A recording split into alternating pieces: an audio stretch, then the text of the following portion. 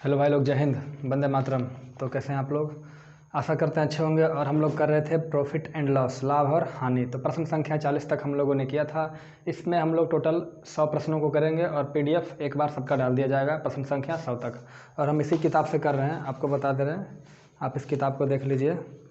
ये है राकेश सर का जो बुक है अरिथमेटिक, इसी से कर रहे हैं। प्रश्न संख्या 41 से करते हैं। और किसी तरह का कोई परेशानी हो तो आप हमें बताइएगा, हम आपके लिए सदैव तत्पर हैं। चलिए, कोई परेशानी नहीं है तो प्रश्न संख्या 41 को पढ़ते हैं। कहता है, एक व्यक्ति अपनी वस्तुओं का मूल्य इस प्रकार अंकित करता है, अंकित यानी मार्किंग प्राइस करता है कि अंकित मूल्य पर 12.5% की छूट देने पर उसे 20% का लाभ प्राप्त होता है। तो 12.5% का छूट दे रहा है भाई साहब, 12.5% का छूट दे रहा है। तो डिस्काउंट कितना हो गया? तो डिस्काउंट है 12.5%, वही है ना जी। तो 12.5% को हम जब बदलेंगे फ्रैक्शन में, भिन्न में, तो क्या होगा? 1/8 है ना। क्या होगा? 1/8। अब कहता है प्रॉफिट कितना का है? 20% का। तो 20% का मतलब क्या होता है? 1/5। यही तो बात है, इसी पे पूरा प्रश्न देखना हमको, है ना। तो यहाँ से 3 तरह का प्राइस होता है, आप लोग जानते हैं, क्रय मूल्य, विक्रय मूल्य और अंकित मूल्य। तो सबसे पहले क्या कहता है कि 12.5% का छूट दे रहे हैं। तो 12.5% छूट का मतलब हुआ कि यदि इसमें अंकित मूल्य 8 है ना। डिस्काउंट किससे मिलता है? तो डिस्काउंट मिलता है अंकित मूल्य पे। प्रॉफिट किससे मिलता है? क्रय मूल्य पे। हानि किस पे होता है? क्रय मूल्य पे होता है। ठीक। तो सब मिला करके अगर मार्क प्राइस हमारा 8 रुपया है तो 8 का 12.5% क्या होगा? 1 रुपया क्या बनेगा हमारा? डिस्काउंट। यानी मार्क प्राइस हमारा 1 है, सॉरी 1 नहीं 8 है, तो 8 में से 1 का डिस्काउंट देंगे तो कितना में बेचेंगे इसको? 7 में। यहाँ से कोई दिक्कत नहीं है। फिर आगे देखिएगा, प्रॉफिट 20% का बात है। तो प्रॉफिट 20% का मतलब होता है 1/5। अब प्रॉफिट की बात है तो प्रॉफिट होता है क्रय मूल्य पे, तो इसको हम क्या मानेंगे? क्रय मूल्य। तो यानी क्रय मूल्य हमारा 5 है, 5 रुपया या 5 यूनिट है। तो 5 का 20% कितना होगा? 1 रुपया। क्या लेना है? लाभ। यानी क्रय मूल्य हमारा 5 हुआ तो क्रय मूल्य के सामने 5 लिखेंगे तो विक्रय मूल्य कितना होगा? तो 5 में 1 का प्रॉफिट लेंगे तो विक्रय मूल्य हमारा हो जाएगा 6 रुपया। तो सब मिलाकर हम यहाँ से देखेंगे क्या कि यहाँ विक्रय मूल्य 7 है, यहाँ विक्रय मूल्य 6 है, तो दोनों जगह पे इक्वल करना होगा। तो इक्वल करने के लिए क्या करेंगे? इसमें हम 6 से गुना कर देंगे, यहाँ हम 7 से गुना कर देंगे। 6 7 42, 6 7 42, कोई दिक्कत नहीं। यहाँ 6 से गुना किए तो यहाँ भी 6 से गुना करेंगे, यहाँ भी 7 से गुना किए तो यहाँ भी 7 से गुना किए। गुना इसलिए करते हैं भाई साहब ताकि जो अगर हम केवल यहाँ गुना कर दें, यहाँ छोड़ दें, तो रेशियो क्या हो जाएगा? मार्क प्राइस और विक्रय मूल्य यानी सेलिंग प्राइस का रेशियो गड़बड़ हो जाएगा। तो रेशियो समान रहे इसलिए जितना गुना यहाँ करेंगे उतना ही गुना इधर करेंगे, जितना गुना इधर किए उतना ही गुना इधर भी कर चुके हम लोग। तो इस तरीके से हम लोग देख रहे हैं कि क्रय मूल्य 7 5 35 हो जाता है, तो हमारा विक्रय मूल्य कितना हो जाएगा? 6 7 42, और हमारा अंकित मूल्य कितना हो जाएगा? 6 8 48। कोई दिक्कत नहीं, यहाँ तक क्लियर है। अब देखिए दे क्या रखा है प्रश्न में। कहता है यदि वस्तु का क्रय मूल्य 1400 रुपया है तो इसका अंकित मूल्य क्या होगा? 1400 रुपया अंकित, सॉरी क्या दे रखा है? क्रय मूल्य 1400 रुपया। तो अब हमको जो दे रखा है उससे कंपेयर करना है, किसमें? जो हम माने हैं। तो क्रय मूल्य दे रखा है तो हम क्रय मूल्य टू क्रय मूल्य कंपेयर करेंगे। तो हम मान लेते हैं कि क्रय मूल्य 35 यूनिट है। कितना यूनिट? 35 यूनिट क्रय मूल्य है। तो इसी हमारा क्रय मूल्य 35 यूनिट बन रहा है मेरे हिसाब से, और इसी 35 यूनिट को प्रश्न में कितना बोल रहा है? 1400 रुपया। कितना बोल रहा है? 1400 रुपया। यानी 35 यूनिट बराबर 1400 रुपया। तो 1 यूनिट कितना हो गया? तो 1 यूनिट कितना हो जाएगा हमें बताइएगा? तो 1 यूनिट हो जाएगा 40 रुपया। कैसे? 35 यूनिट 1400, तो 1 यूनिट तो भागा देंगे तो 5 चौके 20, 3 चौके 12, हाँ 40 रुपया। 1 यूनिट कितना हो जाएगा? 40। सर जी ये रुपया है तो भी हमारा क्या बनेगा? रुपया। 40 रुपया। 1 यूनिट 40 रुपया, इसको 40 रुपया हो गया। तो क्या पूछता है? अगर विक्रय मूल्य पूछेगा तो विक्रय मूल्य कितना यूनिट है? 42 यूनिट। तो अगर विक्रय मूल्य पूछेगा तो 42 में कितना से गुना कर देंगे? 40 से। यदि अंकित मूल्य पूछ दिया तो अंकित मूल्य कितना यूनिट है? 48 यूनिट। 1 यूनिट कितना?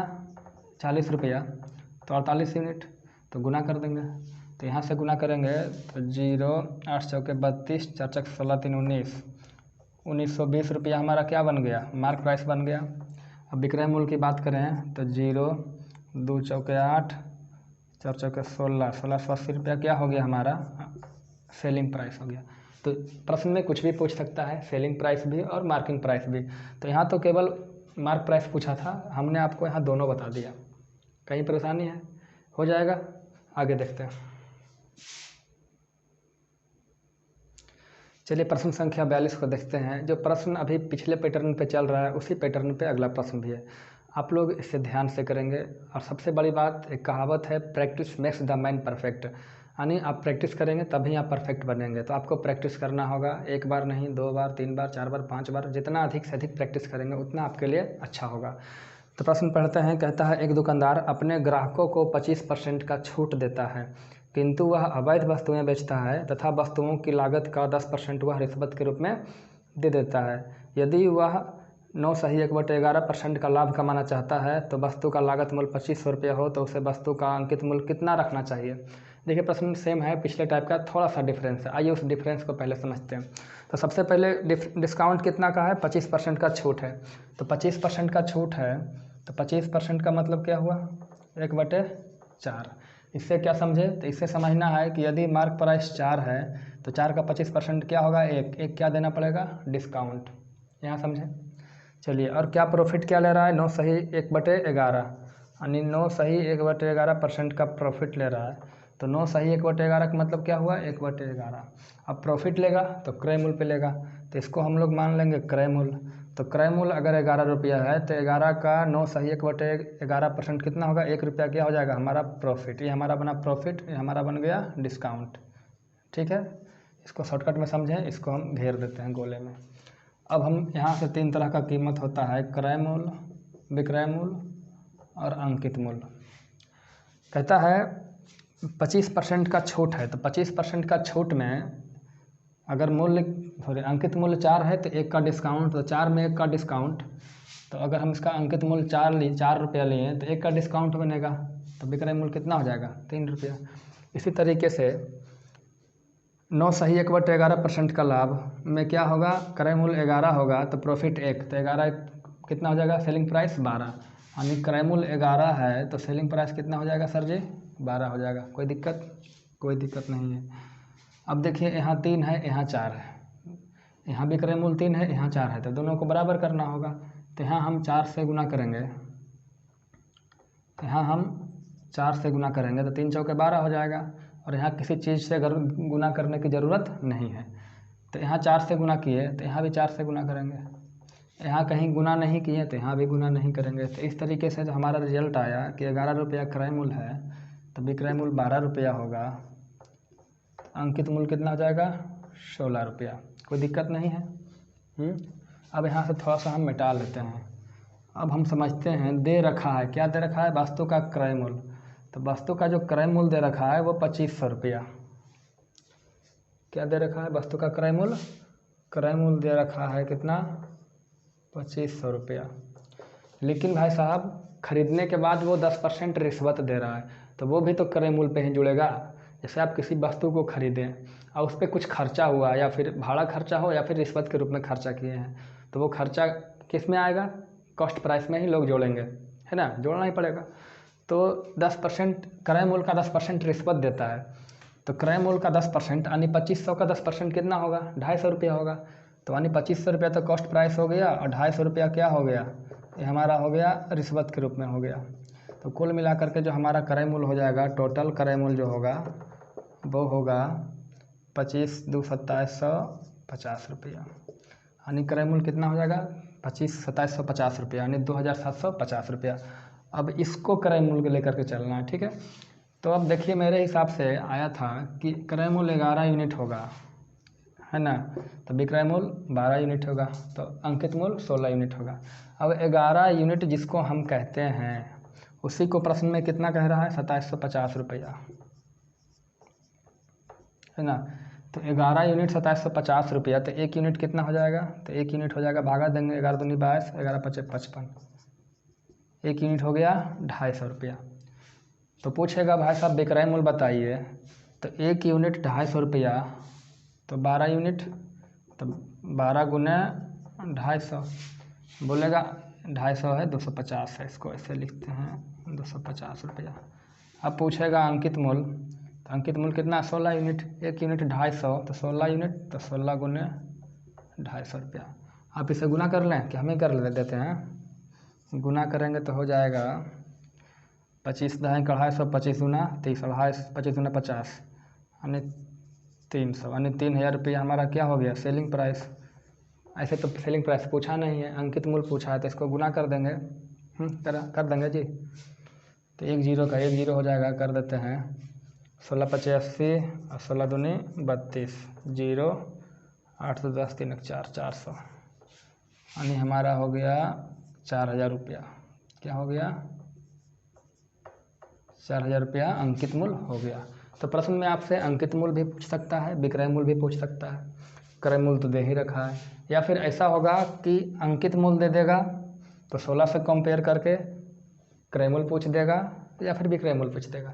तो इन तीनों चीज़ में कोई ना कोई एक चीज़ आपको दे रखेगा, उस एक चीज़ के माध्यम से आप कंपेयर कर लेंगे, और कंपेयर करने के बाद बाकी 2 चीज़ें अगर विक्रय मूल्य दे रखेगा तो क्रय मूल्य पूछेगा, या फिर अंकित मूल्य पूछेगा।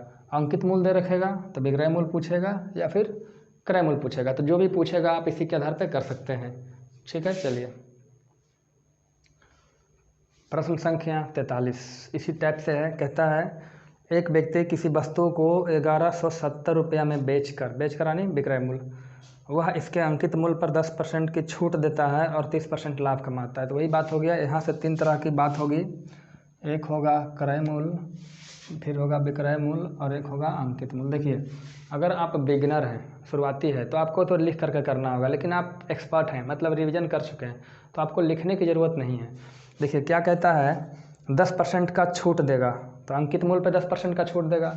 तो देखिए हम तो आपके लिए लिख रहे हैं 10%, अगर आपको हमको बनाना होगा तो हम इतना डिटेल नहीं जाएंगे, डायरेक्ट लिखेंगे। 10% का मतलब क्या होता है 1/10, यानी 10 रुपया इसमें मार्किंग करेंगे तो 1 का डिस्काउंट देंगे तो 9 में बेचेंगे। तो शायद आपको पल्ले ना पड़ेगा, पलरा नहीं पड़ेगा। तो क्या करना होगा, हम अभी लिख कर रहे हैं, आप भी थोड़ा सा लिख कर कीजिएगा, है ना। जब एक्सपर्ट हो जाइएगा तो लिखने की ज़रूरत नहीं है। तो 10% का मतलब होता है 1/10। छूट कह रहा है तो छूट कह रहा है तो छूट MRP पे मिलता है, मार्क प्राइस पे, तो अंकित मूल्य पे। तो अंकित मूल्य 10 है तो 1 का डिस्काउंट बेचेंगे कितना में 9 में। अब कहता है इस पर 30% का लाभ भी चाहिए। तो 30% का मतलब क्या होता है 3/10, 3/10 यानी लाभ है तो 1 क्रय मूल्य हो जाएगा, यानी क्रय मूल्य हमारा 10 होगा तो 3 रुपये का प्रॉफिट होगा। तो विक्रय मूल्य कितना हो जाएगा 10 और 3 13, कोई दिक्कत। फिर वही सेम प्रोसेस है, इन दोनों को बराबर करेंगे तो यहाँ 13 से गुना करेंगे और यहाँ 9 से गुना करेंगे, तो 13 9 17 से, 13 9 17 से, कोई दिक्कत नहीं।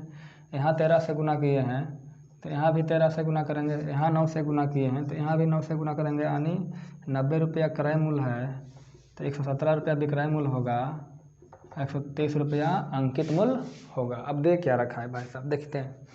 कहता है किसी वस्तु को 170 रुपया में बेचकर, देखिए 170 में वस्तु को बेच रहा है, कितना में बेच रहा है 1170 में, 1170 में वस्तु को बेच रहा है। तो कहता है उसका लाभ प्रतिशत कितना होगा, कोई दिक्कत है? तो हम यहाँ से चाहें तो रियल वैल्यू को नहीं भी ले सकते हैं। क्यों? क्योंकि पूछता है लाभ प्रतिशत, तो लाभ प्रतिशत पूछ रहा है तो रियल वैल्यू का कोई जगह नहीं बनता है। तो हम इस दोनों तरीका बता दे रहे हैं, एक रियल वैल्यू ले करके और नहीं ले करके। तो अगर रियल वैल्यू ना लें तो ऐसे भी आ जाएगा हमारा, हमें बोलेगा लाभ, तो लाभ बताइए कितना होगा। तो खरीदे हैं 90 में, बेचे हैं 117 में, तो लाभ कितना का, तो लाभ हो जाएगा आपका 27 रुपये का। कितना का लाभ 27 रुपये का। 27 रुपये का लाभ किस पे 90 पे, 27 बटे कितना हो जाएगा 90, तो 100 पे कितना, 100 पे कितना, तो 100 पे कितना, यही तो लाभ परसेंट होगा ना, लाभ बटे क्रय मूल्य गुने 100। तो काटेंगे 9 3 27, 9 10 के 90, तो 3/10, 3/10 कितना परसेंट होता है भाई साहब? नहीं प्रश्न थोड़ा सा गलती कर गए, इसको ध्यान देना है। तो लाभ परसेंट तो फिर वही हो गया ना, थोड़ा सा प्रश्न को ध्यान देखिएगा। कहता है क्या, कहता है यदि वह छूट ना दे, मतलब वो डिस्काउंट ना दे तो लाभ कितना होगा। मतलब जैसे 90 रुपये में ख़रीदा, 130 रुपया उसमें मार्किंग किया, 117 में बेचे, अब कहता है भाई साहब जो डिस्काउंट है ना, डिस्काउंट नहीं दे, तो डिस्काउंट नहीं देगा तो कितना में बेचेगा, 130 में बेचेगा। यानी इसका मतलब हो जाएगा कि वस्तु को 90 में खरीद के 130 में बेच दो। तो 90 में खरीद के 130 में बेचेंगे तो कितना का फ़ायदा होगा हमको, तो 40 रुपये का फ़ायदा होगा। 40 रुपये का फ़ायदा किस पे होगा, 90 पे। तो 100 पे कितना, तो हम गुने 100 पे लिख भी सकते हैं और नहीं भी लिख सकते हैं। अब देखिए काटेंगे तो 4/9, अब 4/9 को बदलेंगे परसेंट में तो क्या हो जाएगा भाई साहब, 44 सही 4/9%। अब आप बोलिएगा ये कैसे हो गया, आप तो याद कर किए हैं, याद नहीं किए हैं, करते करते हो जाता है। देखिए कैसे, 4/9 हमें जानना था, ठीक है। तो सबसे पहले 1/9 ज्ञात करेंगे, तो 1/9 बराबर क्या होता है, 11 सही 1/9%। अब चूँकि 4/9 चाहिए तो इधर 4 से गुना करेंगे, जब इधर 4 से गुना करेंगे तो इधर भी 4 से गुना करेंगे, है ना। तो इधर हमारा क्या हो जाएगा 4/9, इधर क्या हो जाएगा 11 चौक 44, फिर 4 का गुना 1 से, तो 4/9%। तो आप इसे कीजिएगा तो स्वतः जान जाइएगा, ठीक है। यहाँ पर रियल वैल्यू लेने की ज़रूरत नहीं है, क्यों, क्योंकि जब भी परसेंट लाभ परसेंट हानि पूछे तो रियल डेटा की ज़रूरत नहीं पड़ता है। हम वही डेटा का प्रयोग करेंगे जो मान लिए हैं, ऐसा तो हम माने ही नहीं है ना, कहीं से नहीं उठाएं। आप चाहें तो ऐसे भी बना सकते हैं। इसका देखिए एक तरीका और, यहाँ से आप ऐसे भी कर सकते हैं। बस होगा क्या, आपका टाइम टेकिंग हो जाएगा और होना जाने कुछ नहीं है, इतना ही होगा जितना अभी करके दिखाएं। तो करके क्या दिखाएं, देखिए 100 बोल रहा है कि जो विक्रय मूल्य है वो 1170 रुपया है ना। तो 117 यूनिट बराबर 117 यूनिट बराबर 1170 रुपया, तो 1 यूनिट बराबर 10 रुपया। तो हमारा क्रय मूल्य कितना हो जाएगा, इसमें भी 10 से गुना करेंगे तो 900 रुपया। MRP कितना हो जाएगा, इससे भी 10 से गुना करेंगे तो 1300 रुपया। कोई दिक्कत नहीं। अब कहता है कोई डिस्काउंट नहीं दे, तो जब कोई डिस्काउंट नहीं देंगे तो 900 में खरीद के 1300 में बेचेंगे तो प्रॉफिट कितना हो जाएगा, 400 का प्रॉफिट, कितना पे, 900 पे, ठीक है। 2 जीरो से 2 जीरो कट गया, 4/9, 4/9 को जो परसेंट में बदलेंगे तो 100 से गुना करेंगे। आप ऐसे भी कर सकते हैं या फिर इसी को 44 सही 4/9% होगा। तो ये तो आपको प्रैक्टिस पर डिपेंड करता है कि आपने कितना प्रैक्टिस किया है। अगर प्रैक्टिस किए हैं तो आपके लिए आसान है। अभी तक हम लोग प्रश्न संख्या 43 तक कर लिए हैं और हम चाहते हैं कि आप इसका एक तरीका और सीखें। तो हम जो प्रश्न संख्या 38 से कर रहे थे 43 तक, आगे भी करेंगे। अचानक इसका दूसरे तरीका का आवश्यकता पड़ा, मतलब ज़रूरत पड़ा। तो क्यों ज़रूरत पड़ा, क्या पहला तरीका ठीक नहीं है, तो पहला तरीका भी ठीक है, इसका दूसरा तरीका समझिए। और प्रश्न संख्या 43 नहीं 44 में बताएंगे कि इसका दूसरा तरीका महत्वपूर्ण क्यों है। तो इसका दूसरा तरीका समझिएगा तो प्रश्न संख्या 38 से लागू होगा। क्यों लागू होगा, देखिए बताते हैं, कहाँ कैसे लागू होगा सब बताएंगे। तो प्रश्न संख्या 38 को फिर से करते हैं। एक तरीका सिखा चुके हैं, दूसरा तरीका सीखिए अभी जस्ट। तो कहता है प्रश्न संख्या 38, एक दुकानदार अंकित मूल्य पर 20% छूट देकर 10% लाभ कमाना चाहता है। तो 20% छूट देकर 10% का लाभ कमाएगा। तो फिर देखिए डिस्काउंट कितना देगा, 20%, लाभ कितना कमाएगा, 10% का लाभ कमाना चाहता है, ठीक है। तो कहता है अंकित मूल्य क्रय मूल्य से कितने प्रतिशत अधिक होने चाहिए। तो 20% छूट दिया, डिस्काउंट 20%, लाभ 10%। तो यहाँ से ध्यान रखिएगा, दो तरह का मूल्य है, क्रय मूल्य और अंकित मूल्य, यही दोनों की बात हो रही है। क्या पूछा, अंकित मूल्य क्रय मूल्य से कितना अधिक हो। तो जब भी क्रय मूल्य और अंकित मूल्य केवल दो ही मूल्य का चर्चा हो, है ना, तीसरा विक्रय मूल्य का चर्चा नहीं हो, तो हमें इस तरीका का प्रयोग करना है। तो करना क्या है, जैसा ही जो क्रय मूल्य होगा वहाँ जो हम मान पुट करेंगे वो मान पुट करेंगे 100 माइनस डिस्काउंट परसेंट। क्या पुट करेंगे, 100 माइनस डिस्काउंट परसेंट। और जो हमारा MRP होगा वो होगा 100 प्लस प्रॉफिट परसेंट। इसको कैसे याद रखेंगे वो भी बताएंगे। सबसे पहले इसको समझिए, ऐसे होगा, क्रय मूल्य क्या होगा, 100 माइनस 100, देखिए डिस्काउंट परसेंट घटाएंगे किस में से, 100 में से, और प्रॉफिट परसेंट जोड़ेंगे किस में से, 100 में से। तो क्या बनेगा हमारा मार्क प्राइस। अब देखिए 100 में से डिस्काउंट परसेंट घटाएंगे तो 100 में से 20% घटेगा, यानी 100% में से 20% घटेगा तो कितना हो जाएगा, तो 100 में से 20 गया, घटा कितना बचेगा, 80%। कोई दिक्कत नहीं। अब जो MRP हमारा होगा, सॉरी MP होगा, मार्क प्राइस होगा, वो कितना होगा, 100 प्लस प्रॉफिट परसेंट। तो प्रॉफिट परसेंट कितना है, 10, तो 100 प्लस 10 कितना हो जाएगा, 110%। तो सब मिला करके हम लोगों ने क्या सीखा कि अगर क्रय मूल्य 80 होगा तो अंकित मूल्य 110 होगा। तो कहता है कितना अधिक होना चाहिए, कौन, अंकित मूल्य क्रय मूल्य से कितना अधिक होना चाहिए। तो कितना अधिक है भाई साहब, 30 अधिक है, कितना पे, 80 पे। तो 100 पे कितना, या फिर इसको नहीं भी लिखेंगे तो पहले 3/8 काटेंगे तो 3/8, तो 3/8 को जब हम लोग परसेंट में बदलेंगे तो क्या लिखेंगे 37.5%। तो कैसे हम जाने, हमको याद हो गया, ठीक है, आप भी याद कर लीजिए, परसेंटेज में सिखाए हैं। ये तो हो गया प्रश्न संख्या 38 की बात, ठीक है। अब प्रश्न संख्या 39 की बात करते हैं। देखिए प्रश्न संख्या 39 यहाँ बात कर लेते हैं। तो प्रश्न संख्या 39 में क्या कहता है, ये दूसरा तरीका है। 39 तरीका, पहला तरीका सिखा चुके हैं पहले में, इसके पहले वाले वीडियो में। दूसरा तरीका देखिए, कहता है अंकित मूल्य पर 10% का छूट देकर, अब की बार डिस्काउंट कितना है 10%, छूट देकर प्रॉफिट कितना कमाएगा 30%। तो कहता है ज्ञात कीजिए अंकित मूल्य क्रय मूल्य से कितना अधिक है। अंकित मूल्य जो है क्रय मूल्य से कितना अधिक है, तो अंकित मूल्य और क्रय मूल्य दो ही मूल्य का बात हो रहा है। तो एक अंकित मूल्य और एक क्रय मूल्य, यही दो मूल्य का बात है, तो इसी मेथड से करेंगे आसानी होगा। तो अंकित मूल्य बराबर क्या होगा, तो क्रय मूल्य क्या लिखेंगे 100 माइनस डिस्काउंट परसेंट, है ना। अब यहाँ MRP क्या होगा 100 प्लस प्रॉफिट परसेंट। तो क्रय मूल्य जो होगा 100 माइनस डिस्काउंट, डिस्काउंट कितना 10, तो 100 में 10 जाएगा कितना बचेगा 90। और जो हमारा MP होगा वो 100 प्लस प्रॉफिट, प्रॉफिट कितना 30, तो 100 प्लस 30 कितना आ जाएगा 130।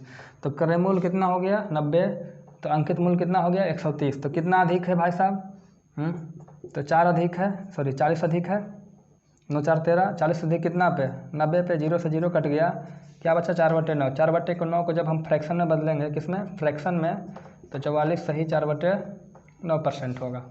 कोई दिक्कत।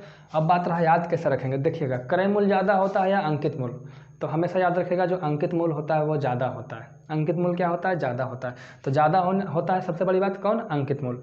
उसके बाद क्रय मूल्य कम होता है, तो देखिए ज़्यादा होता है तो जुड़ रहा है, क्रय कम होता है तो घट रहा है। अब देखिए जुड़ता क्या है प्रॉफिट या डिस्काउंट, तो डिस्काउंट घटता है, डिस्काउंट जुड़ता नहीं है, डिस्काउंट क्या होता है घटता है। तो घट रहा है तो यहाँ डिस्काउंट होगा, जुड़ रहा है तो यहाँ प्रॉफिट परसेंट होगा। तो इस तरीके से आप इसे याद रख सकते हैं, जो क्रय मूल्य होगा वो 100 माइनस डिस्काउंट परसेंट होगा, और जो अंकित मूल्य होगा वो होगा 100% प्लस प्रॉफिट परसेंट होगा, ठीक है। चलिए प्रश्न संख्या आगे देखते हैं। दूसरा मेथड है, प्रश्न संख्या 40 को देख रहे हैं।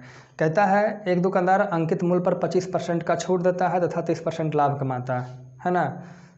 यदि उसका लाभ 90 रुपया है तो छूट की राशि ज्ञात करो। देखिए लाभ की बात आ गई भाई साहब, तो लाभ की बात आ गई तो लाभ कब होता है, तो लाभ जब होगा कब, जब यहाँ सेलिंग, जब बेचेंगे तभी लाभ होगा। और इस टाइप में जो भी बता रहे थे इस तरीके में कहीं लाभ सेलिंग प्राइस का ज़रूरत था नहीं था, इसलिए इस तरीके से प्रश्न संख्या 40 को डील नहीं कर सकेंगे।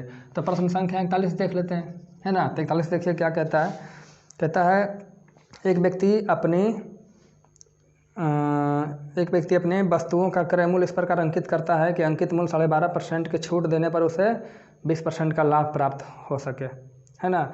तो क्रय मूल्य इतना है तो अंकित मूल्य कितना होगा, तो देखिए क्रय मूल्य और अंकित मूल्य है, लाभ का कहीं झंझट नहीं है, मतलब कहीं पर भी विक्रय मूल्य का झंझट नहीं है। तो जब विक्रय मूल्य का झंझट नहीं है तो हमें इस तरीके से करना उचित है। तो क्या करेंगे, देखिए क्या कहता है, क्रय मूल्य दे रखा है, अंकित मूल्य पूछता है। सबसे पहले क्रय मूल्य और भाई साहब अंकित मूल्य, यही दो मूल्य है।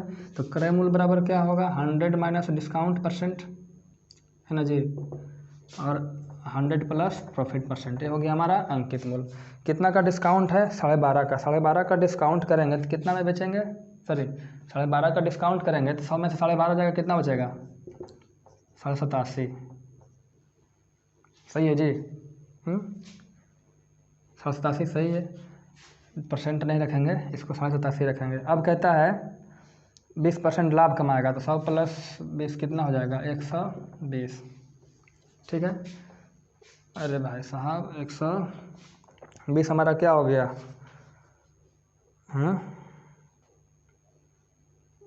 ठीक है। तो यहाँ से हमारा समझ में आया कि अगर क्रय मूल्य 87 मतलब 87.5 रुपया है तो अंकित मूल्य कितना होगा 120 रुपया। तो ये हमारा अनुपात हो गया, किसका अनुपात हो गया, क्रय मूल्य और अंकित मूल्य का। तो अनुपात हो गया, देखते हैं कटता है तो काट देते हैं। तो काटेंगे 5 से, कटता है देखिए 5 से कट जाएगा मेरे ख्याल से, 5 से काटिएगा तो हो जाएगा, 5 से काटेंगे 5 एकम 5, 3 पर 7 37, 3 पर 5 7 35, ठीक है। इसको 5 से काटेंगे तो 5 दूना 10, 5 के 20, 24 बार में कट जाएगा, कोई दिक्कत नहीं। अब देखना ये है कि हमें दे रखा है 1400 रुपया क्या क्रय मूल्य, तो जिसको हम बोल रहे हैं 17.5, इसको हम एक्स कर लेते हैं तो इसको भी एक्स कर लेंगे, कोई दिक्कत नहीं है चूँकि अनुपात में है। तो 17.5 एक्स बराबर कितना है 1400, तो एक्स बराबर क्या होगा, एक्स है भाई साहब 1400 बटे 17.5, कोई दिक्कत नहीं। इसको हटाएंगे ऊपर 10 से गुना करेंगे, यहाँ तक भी कोई दिक्कत नहीं है। अब जो कटता है काट देते हैं, तो काटने के सिलसिला में हम बात करेंगे तो 5 से काटेंगे 5 दूनी 10, 5 से काटेंगे 5 तिया 15, 5 5 25, कोई दिक्कत है जी है। अब 35 से काटेंगे तो 35 चौके 40, कितना बार में कट गया 40, तो 40 गुना कितना हो गया, तो एक्स बराबर हो गया 80।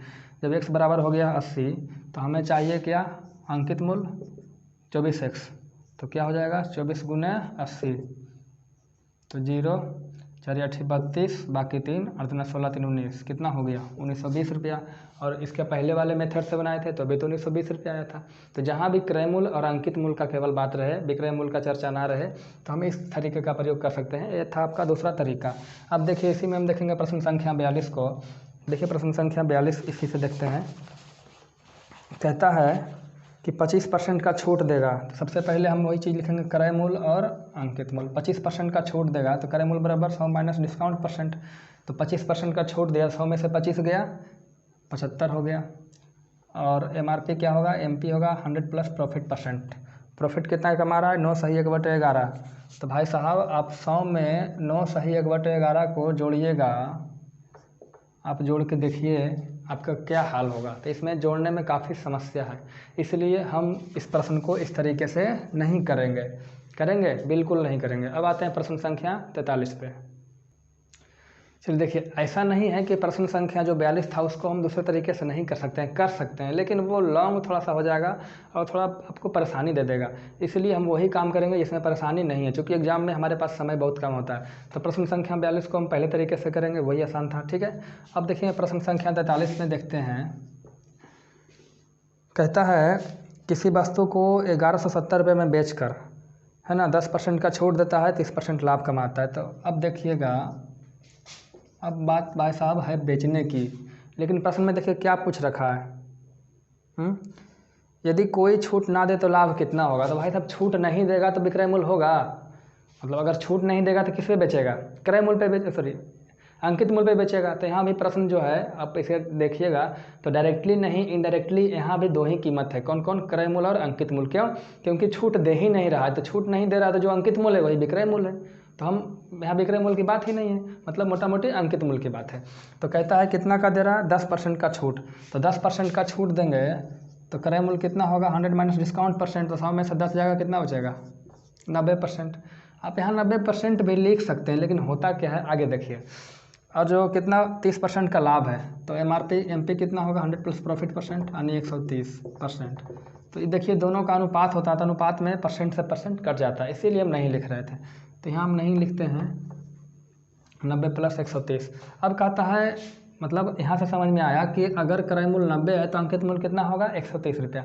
अब कोई छूट ना दे, तो कोई छूट नहीं दीजिएगा भैया, तो हमारा विक्रय मूल्य कितना होगा, है विक्रय मूल्य कितना होगा, विक्रय मूल्य भी हमारा क्या हो जाएगा 130 रुपया, क्या हो जाएगा विक्रय मूल्य, यानी 90 से खरीद करके 130 में बेचिएगा तो लाभ कितना का, तो प्रॉफिट हो गया 40 का, कितना पे 90 पे, काटिएगा तो कितना हो गया 4/9, 4/9 को बदलिएगा फ्रैक्शन में तो 44 सही 4/9%।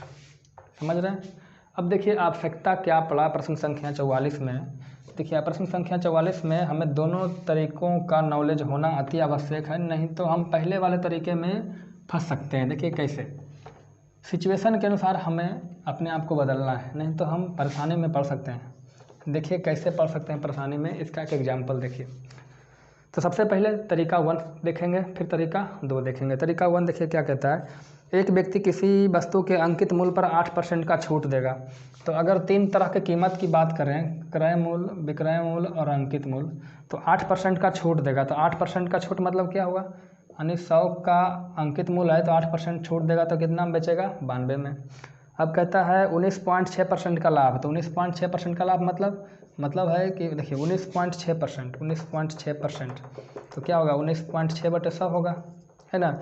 इसका मतलब क्या बनेगा कि 100 रुपया क्रय मूल्य है तो लाभ कितना का होगा 19.6 का, तो कुल मिलाकर विक्रय मूल्य कितना हो जाएगा 119.6। अब देखिए यहाँ से देखिएगा डेटा दशमलव में आ गया, तो अगर हम इसको बराबर करेंगे विक्रय मूल्य को, तो बराबर करेंगे तो क्या करेंगे, इधर 119.6 से गुना करेंगे और इधर 92 से गुना करेंगे। अब गुना करने में भाई साहब आपका हालत ख़राब हो जाएगा। तो इस जो तरीका है, अगर गुना आप कर लेते हैं जल्दी जल्दी तो इस तरीके से भी बन जाएगा। अब देखिए एक चीज़ और है, यहाँ 119.6 से गुना किए थे, यहाँ भी गुना करना पड़ेगा, यहाँ 92 से गुना किए थे, यहाँ 92 से गुना करना होगा। तो यहाँ थोड़ा सा प्रॉब्लम हो जाता है कि हमें गुना करना पड़ सकता है और जिसमें हम फंस सकते हैं, गलती का चांसेस बढ़ जाता है। तो दूसरा तरीका इसमें अप्लाई करते हैं। तो दूसरा तरीका क्या था, एक था क्रय मूल्य, एक था अंकित मूल्य। क्रय मूल्य में क्या है 100 माइनस डिस्काउंट परसेंट, और अंकित मूल्य में क्या है 100 प्लस प्रॉफिट परसेंट। ठीक है, तो अब देखना है कि डिस्काउंट कितना का दे रहा है, तो डिस्काउंट दे रहा है 8% का, कितना का 8%। तो 8% का डिस्काउंट देंगे तो कितना हो जाएगा क्रय मूल्य 92 रुपया, कोई दिक्कत है ना। और लाभ कितना का है, लाभ है 11 पॉइंट कहाँ गया सर जी 19.6 का, तो 100 में 19.6 जोड़ेंगे तो कितना हो जाएगा 119.6, कोई दिक्कत है ना। अब कहता है कहाँ गया जी, यदि उस पर कोई छूट ना देंगे तो अगर देखिए खरीदें कितना में 92 रुपया में, अंकित मूल्य कितना बना है 119.6 रुपया, 119 रुपया 60 पैसा। यदि हम इसमें कोई डिस्काउंट ना दें, तो कोई डिस्काउंट नहीं देंगे तो इसको बेचेंगे कितना में, उतना में ही बेच देंगे, कितना में बेच देंगे 119.6 रुपये में ही बेच देंगे। यानी जो हमारा अंकित मूल्य है वही हमारा विक्रय मूल्य हो जाएगा। तो 92 में खरीदे इतना में बेचें तो लाभ कितना होगा, तो लाभ कितना हो जाएगा, इसको घटा के देखेंगे तो घटाने के बाद वो आएगा आपका 27 रुपया 60 पैसा। 27 रुपया 60 पैसे का लाभ किस पे आएगा 92 पे। ठीक है, तो 100 पे कितना थे, हाँ 100 से आप क्या कर सकते हैं गुना कर सकते हैं। ठीक है, अब यहाँ से 4 से तोड़िएगा तो 23 चौके 92, 25 चौके 100, और इसको तोड़िएगा तो कितना हो जाएगा, तोड़ के देखिए 23 से कम 23, 4 27, 23 दूना 46, कितना हो जाएगा 1.2। अब 1.2 गुने 25 कीजिएगा भाई साहब तो आएगा आपका 30%। तो आप लोगों ने क्या समझा, तो हम लोगों ने समझा कि हमें दोनों तरीका पता होना चाहिए और जिससे हमें कम समय में क्वेश्चन सोल्व हो जाए, आसानी से हो जाए, उसी कैसे करना है। तो देखिए यहाँ पर थोड़ा सा जो तरीका है लॉन्ग हो गया, जिसके वजह से हम इस तरीका का प्रयोग नहीं करेंगे, और इस तरीका थोड़ा हमारे लिए आसान हो गया तो इस तरीका का प्रयोग करेंगे।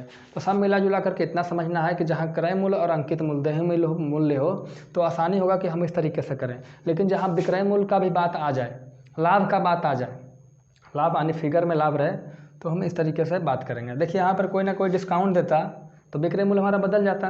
अब विक्रय मूल्य बदल जाता तो फिर इस तरीके से हम कर ही नहीं सकते थे, तो फिर हम इसी तरीका का प्रयोग करेंगे। कोई दिक्कत है, कोई दिक्कत नहीं है। चलिए देखिए प्रश्न संख्या 45 को देखिए, इसको भी हम दूसरे तरीके से करेंगे। देखिए कैसे करेंगे और क्यों करेंगे, टोटल जानकारी लीजिए। कहता है एक व्यक्ति किसी वस्तु के अंकित मूल्य पर 10% का छूट देकर 1170 में बेचता है तथा 30% लाभ कमाता है। यदि वह केवल 5% का छूट दे तो उसका लाभ परसेंट कितना होगा। तो अगर दूसरे तरीके की बात करें तो सबसे पहले क्रय मूल्य होगा, फिर अंकित मूल्य होगा, कोई दिक्कत नहीं। क्रय मूल्य का क्या होगा फार्मूला 100 माइनस डिस्काउंट परसेंट, और जो हमारा अंकित मूल्य बनेगा वो क्या बनेगा 100 प्लस प्रॉफिट परसेंट, कोई दिक्कत नहीं। तो कितना का डिस्काउंट है 10% का छूट है, 10% का छूट है, 100 में से 10 जाएगा कितना बचेगा 90, कोई दिक्कत नहीं। और लाभ कितना का है 30% का लाभ है, तो 30% का लाभ है भाई साहब, तो 30% का लाभ है 100 प्लस 30 कितना हो जाएगा 130।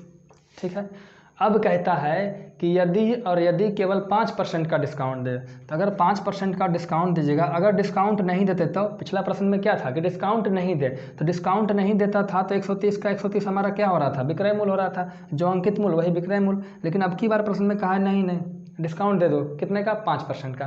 तो जब 5% का डिस्काउंट देंगे तो 5% का डिस्काउंट कितना होगा, तो आप यहाँ से देखेंगे 10% 13 रुपया, 10% कितना होगा 13 रुपया, तो 5% कितना होगा 13/2 यानी 13 का आधा 6.5 रुपया, यानी 6.5 रुपया का आप इसमें क्या दे दो डिस्काउंट दे दो। तो 6.5 का डिस्काउंट देंगे तो इसमें बेचेंगे कितना में, तो इसको बेचेंगे 123 रुपया 50 पैसे में, आप इसको घटा कर देख सकते हो।